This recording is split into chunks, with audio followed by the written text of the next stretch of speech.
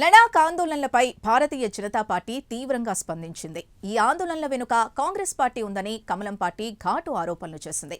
లడాక్లో అస్థిరత నెలకొల్పడంలో భాగంగానే ఆందోళనల్ని కాంగ్రెస్ రెచ్చగొట్టిందని బీజేపీ నేతలు ఆరోపించారు. అంతేకాదు, నేపాల్ తరహా పరిస్థితులు భారత్లోనూ ఏర్పడబోతున్నాయని కొన్ని రోజుల కిందట రాహుల్ గాంధీ చేసిన వ్యాఖ్యల్ని బీజేపీ నాయకులు తాజాగా ప్రస్తావించారు.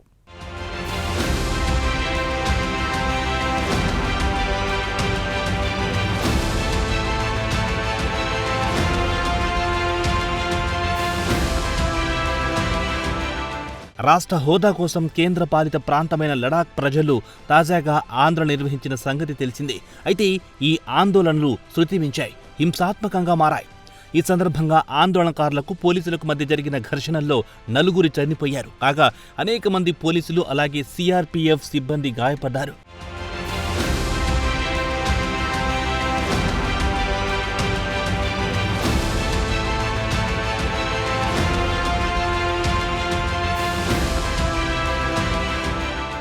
అయితే లడాక్ ఆందోళన వెనుక కాంగ్రెస్ పార్టీ ఉందని బీజేపీ ఆరోపించింది.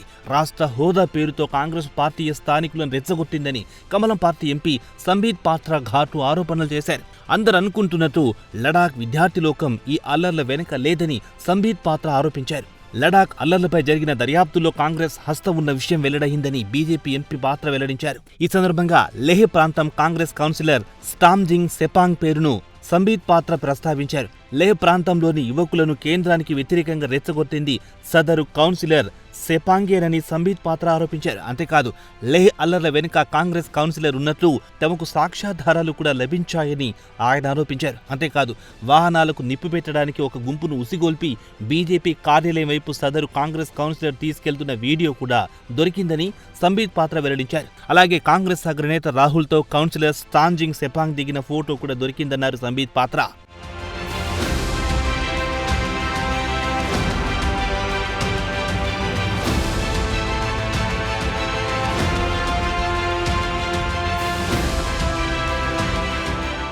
అయితే లెహ్ అల్లర్ల వెనుక కొన్ని రాజకీయ పార్టీలున్నాయని జమ్మూ కాశ్మీర్ మాజీ director general of police SP Vaid ఆరోపించారు. రాజకీయ దురుద్దేశంతోనే ఆందోళనకారులు రాష్ట్ర హోదా పేరుతో విధుల్లోకొచ్చి హింసకు పాల్పడ్డారని మాజీ డీజీపీ ఎస్పీ వైద్ ఆరోపణలు చేశారు. వాస్తవానికి రాష్ట్ర హోదా అంశంపై లడాక్ ప్రజలు అలాగే కేంద్ర ప్రభుత్వం మధ్య అక్టోబర్ 6వ తేదీన చర్చ జరగాల్సి ఉందన్నారు ఆయన. అంతేకాదు, లడాక్కు రాష్ట్ర హోదా ఇచ్చే అంశంపై కూడా కేంద్రం గతంలో సానుకూలంగా స్పందించిన విషయాన్ని ఆయన గుర్తు చేశారు. కాగా మరో 2 వారాల్లో రాష్ట్ర హోదా అంశంపై చర్చలు జరగబోతున్న తరుణంలో ఇంత అర్ధాంతరంగా అల్లర్లు జరగడం అనేక అనుమానాలకు తావిస్తోందన్నారు ఎస్పీ వైద్. స్థానికులను కొంతమంది రాజకీయ నాయకులు ఉద్దేశపూర్వకంగా రెచ్చగొట్టి ఉంటారని జమ్మూ కాశ్మీర్ మాజీ డైరెక్టర్ జనరల్ ఆఫ్ పోలీస్ ఆరోపించారు.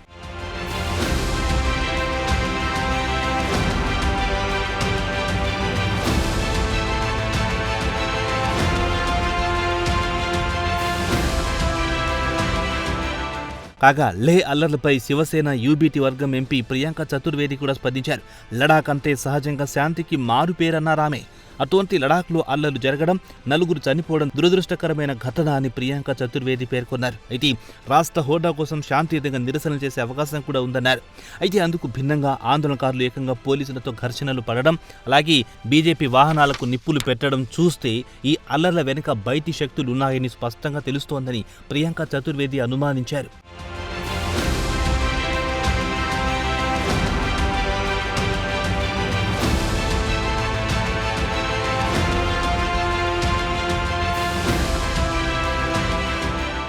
ఇదిలా ఉంటే లడాక్ ఆందోళనపై జమ్మూ కాశ్మీర్ మాజీ ముఖ్యమంత్రి మెహబూబా ముఫ్తీ కూడా స్పందించారు. కారణాలు ఏమైనా లెహ్ అల్లర్లు అందరికీ ఆందోళన కలిగిస్తున్నాయన్నారు. అయితే లడాక్ ప్రజల మనోభావాలను తెలుసుకునేందుకు అనుగుణంగా కేంద్ర ప్రభుత్వం చర్యలు తీసుకోవాల్సి ఉందన్నారు ఆమె. లెహ్ అల్లర్లను ఎటువంటి పరిస్థితుల్లోనూ కొట్టి పారేయడానికి వీలేదన్నారు మెహబూబా ముఫ్తీ.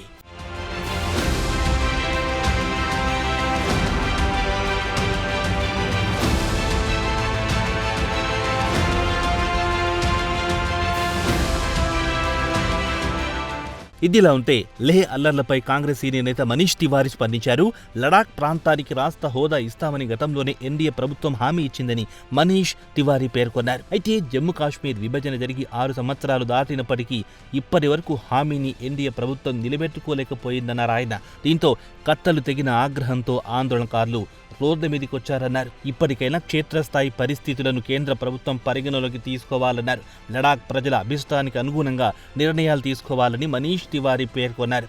ఏదేమైనా లేహ్ అల్లర్లు జాతీయ స్థాయిలో దుమారం రేపాయి.